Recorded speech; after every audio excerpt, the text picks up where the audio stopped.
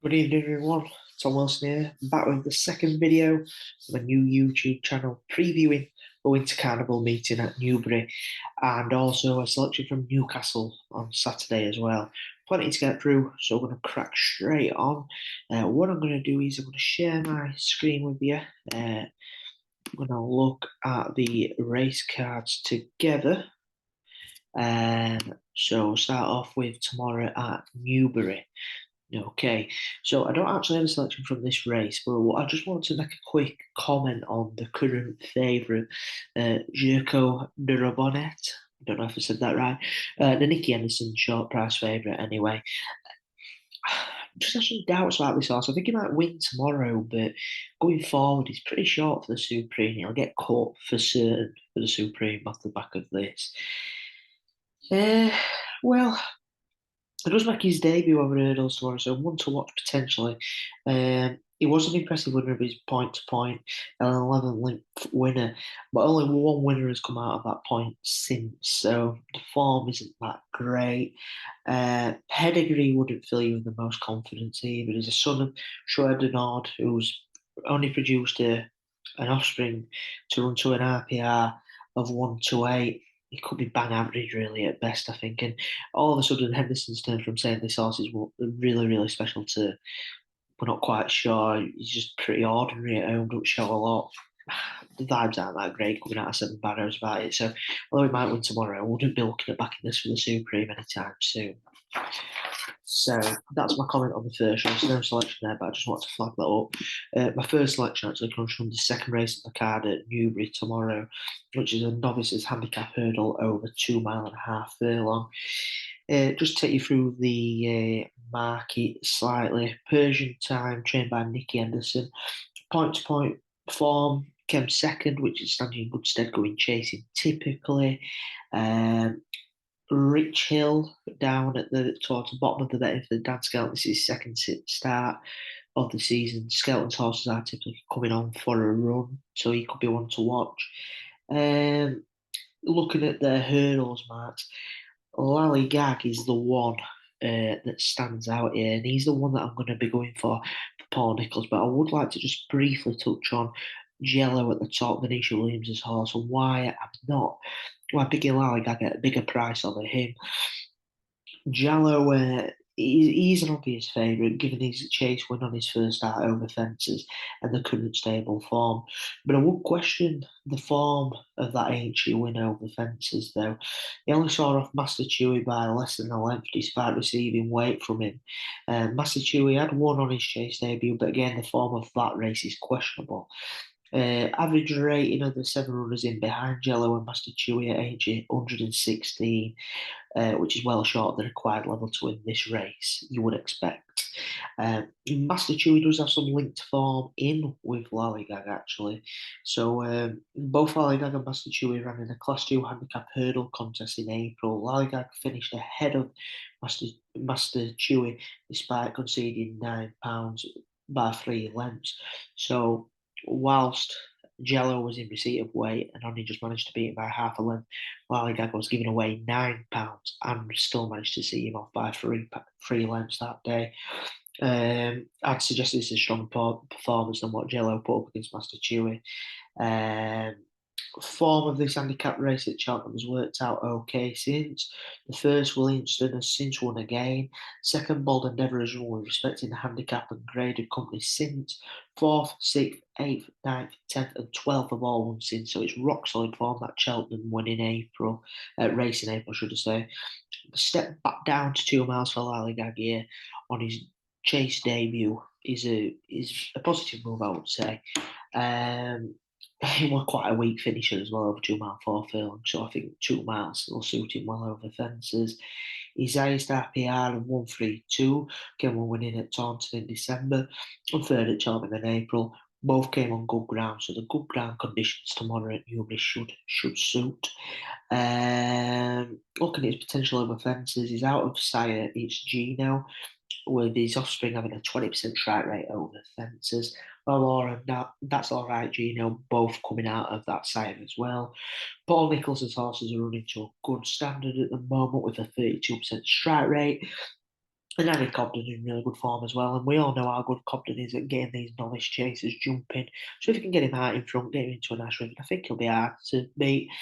I'd much sooner take a chance at him on a bigger price. So my selection there, Lallygag, as you can see, 5-1 is available. So I'll have a point win on Lallygag at 5-1. Moving on through the card now.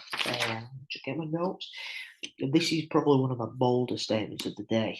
Well, we'll see how the market reacts tomorrow, but at this point, just to clarify, I'm looking at the grade 2 where Berkshire Novices Chase now over 2 mile 4 furlong.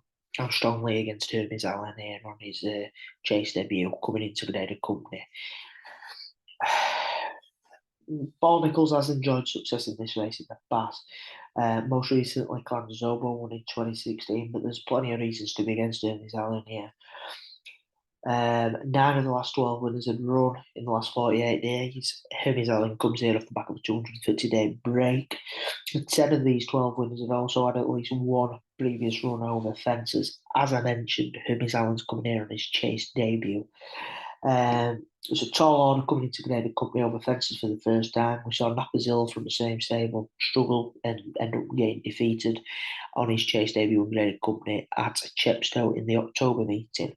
Also, Paul Nicholls has made some comments regarding Hermes Allen. I've just saw the racing blogger tweet this on Twitter. He said he had the gallop the other day at the track with complete unknown, but we were a bit behind and missed a month's work after picking up a foot infection. He's fit enough to run well, but he will come on for this too. Looking forward to getting him going as he's been schooling well. He'll improve on whatever he does. I don't think they're that confident about him tomorrow. I think they're looking more towards the future. They see this as a stepping stone to go forward with. So on the back of that, I'm well against him. Now, if you were to take a literal look at the handicap form of Hermes Allen, he's rated exactly the same as Colonel Mustard off 148, I believe it is. Now, typically when you look at the stats, I've already done them to rule Hermes Allen out, so it'd be remiss of me not to mention him here. 9 of these 12 winners were aged 5, between 5 and 7. Colonel Mustard don't quite fit that with being 8, but Sebastopol did win this race last year when aged 8, so there is a chance, that might not stand up too much. You'd have to suggest that this looks far weaker than his previous starts over fences. He finished second behind Grade 1 winner El Fabiolo at Fairyhouse in December 2022. He also went on to win the Arkle. And he finished second behind Founder 50 at Down Royal last month. Founder 50 looks a really, really smart chase. He's one that I'd be keen to follow going forward. He's got plenty of chase experience compared to those here. Up against him, he's had 3 starts over fences. He arrives here in fine form, having posted 3 consecutive career best racing post ratings over hurdles at the end of last season. He finished second in the More Battle hurdle at Kelso in March, beating only 2 lengths from conceding weight to the winner, Benson. Second in the Scottish Champion hurdle, conceding weight to the winner, Rubard, who has since won a Grade 2. Third in Grade 1, Barry Power Champion hurdle at Punchestown in April, coming in behind Stateman and Robot. Nothing in here of that calibre. So he's held in well regarded when you look at that form. I just think he represents a very good each way alternative to the winner. So if you back him each way, you can get 7-1 there. He was 8-1 earlier in the day. He's been nibbled in a little bit. So 7-1 is still a fair price each way. I might have a bit on him to win as well, actually. I just think Hermes Allen's one to look at maybe for the future rather than tomorrow.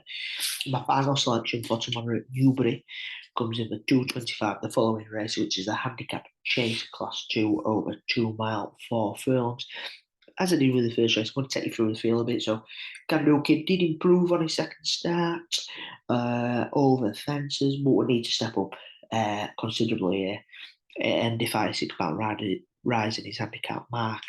When you look at his rating compared to some of the others, he's nearly £20 below sail away here, so he's going to have a fair bit to find to be competing at the very top. Ferrero Bamboo, I can stand his support, given the stable form, I've already mentioned that.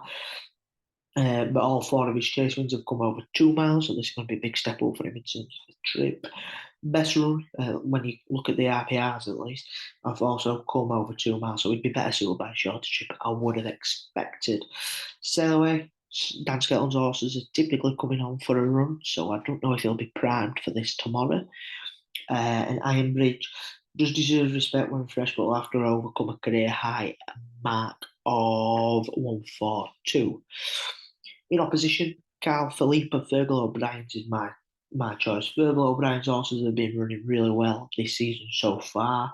They've had 64 winners, whilst maintaining a 21% strike rate since April 2023. I would more than happily disregard his most recent runs, which have both come over 3 miles, and look at the step back down to 2 mile 4 furlongs tomorrow as a massive positive. Sorry. That being said, the ultimate Iranian Cheltenham is probably one of the strongest handicaps we've seen for quite some time. Korak Rambler, the winner, went on to win the Grand National. Fast or Slow has won 2 Grade 1s since, and 300 through 5 finished second in the Grade 3 Badger Beers Chase. His form over 2 mile and 4 furlongs, or 2 mile 3 furlong, give or take, reads 7, pull up, second, first, second, third, first, second. Rock solid. His form fresh reads first, second, first. This is definitely the time to get him. Out fresh, back down over this trip. He comes here off a mark of 138, which, whilst £4 higher than when winning on his reappearance last year, is £3 lower than when finishing second at Wetherby when beaten 2 lengths by the Paddy Pie. A considerable effort, given that there was almost 2 stone between the pair that day. 2 of his 6 wins under rules have come on decent ground, so he'll be suited by the trip, the freshness, and the ground. I think he could run a huge race here. Again, he's been nibbled at slightly. I've got him here and backed him at 7-1, so it's half a point each way at 7-1 there for Carl Philippe, and that finishes off Friday's selection. So as we move on into Saturday's racing, we're going to start with the 140 at Newbury, which is the first of the ITV races covered at Newbury on Saturday. And this is a handicap hurdle contest, a Class 2 handicap hurdle contest over 2 mile or 4 furlong. Quick comment on a couple in the race. Jet Powered at the top of the betting at the moment, although he's 4-1, which gives you an indication as to how competitive this could be. Don't look a worthy favourite to me, though, at 4-1. He looks far, far too short. He was 11 length winner on his previous course start, yes. But what is that form really worth? Only 4 wins have come out of that race since. He was put in his place on his last start, beating 29 lengths in a fairly ordinary race as well. So when he coming fresh, I'm not too sure. He's had a long layoff. Yeah, I'm more than happy to look away from him. The only other one that really caught my eye, aside from my selection, North Lodge, off a mark of 142. It's going to take some effort.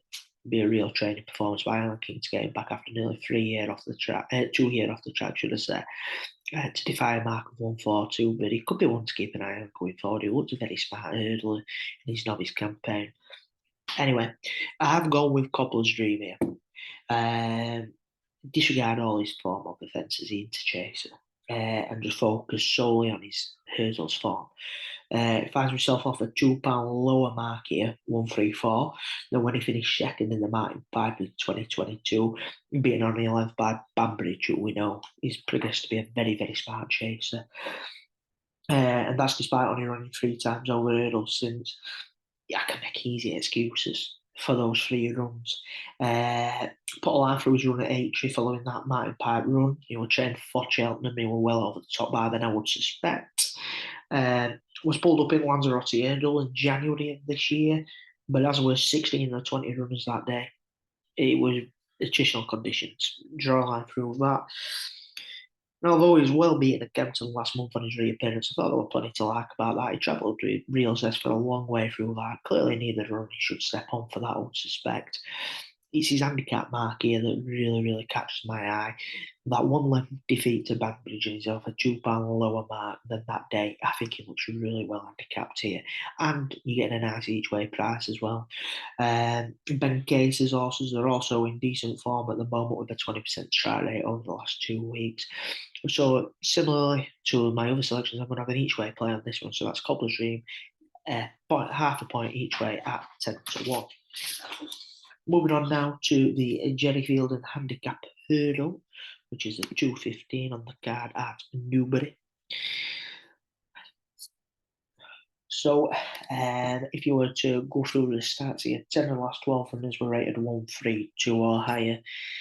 If you do that, and I'll do that with you now, you check out Bad, you check out Punta del Este, Our Champ, Celtic Art, Doyen to Win, and Tapley. I'll leave you with three horses.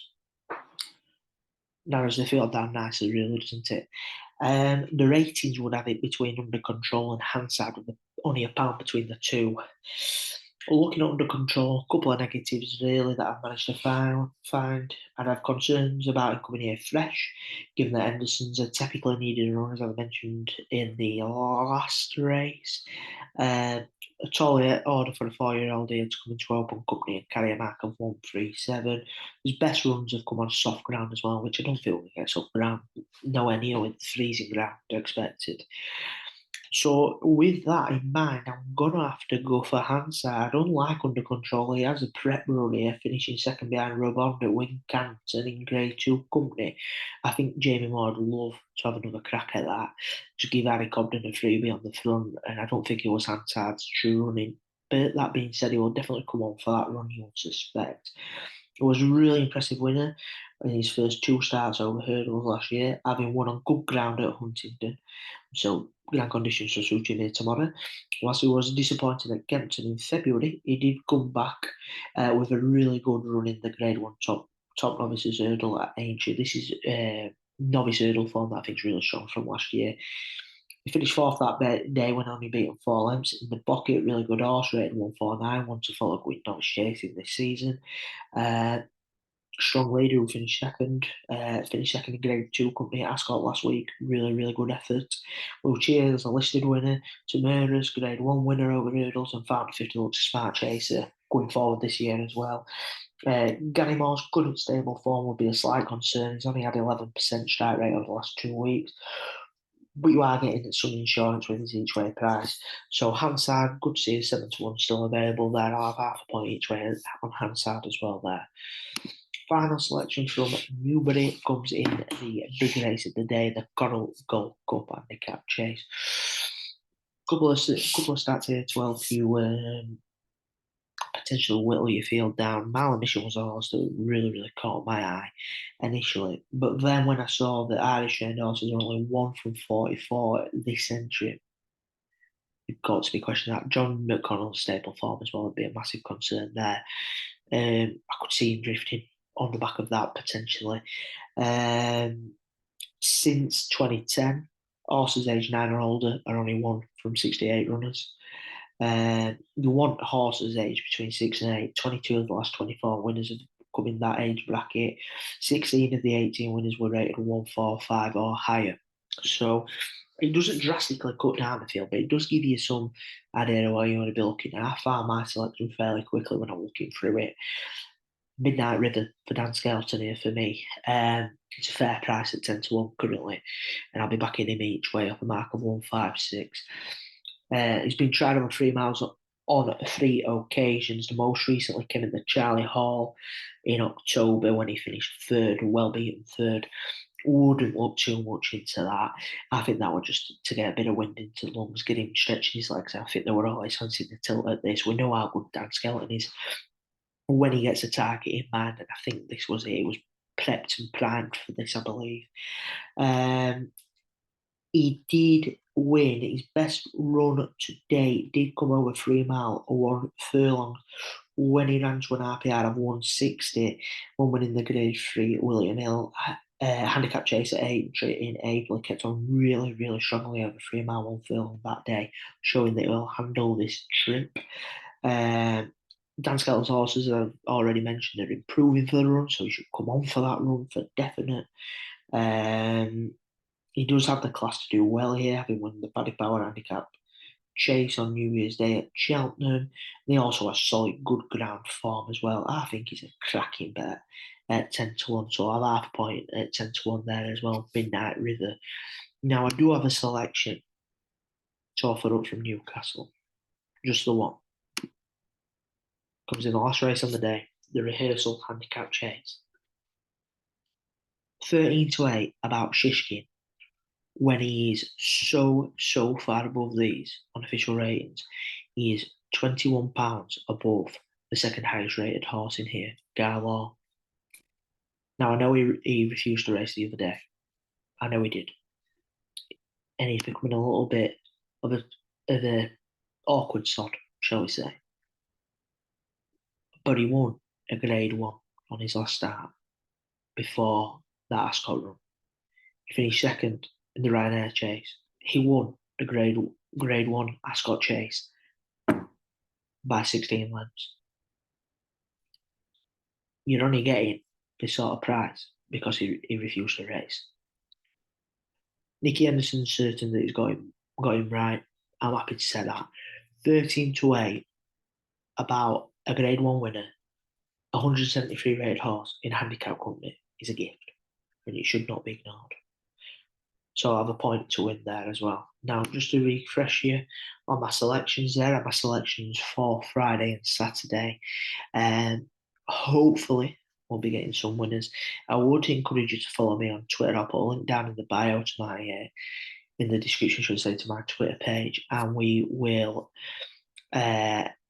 and I will be posting updates throughout the next 2 days as regards to how we're getting on. Any comments, any feedback, any opinions, please post them in the comments below. Give me a tweet, give me a message on Twitter. I'll happily have a look. Happy punting, gamble responsibly, and I hope that we can find some of this together. Cheers.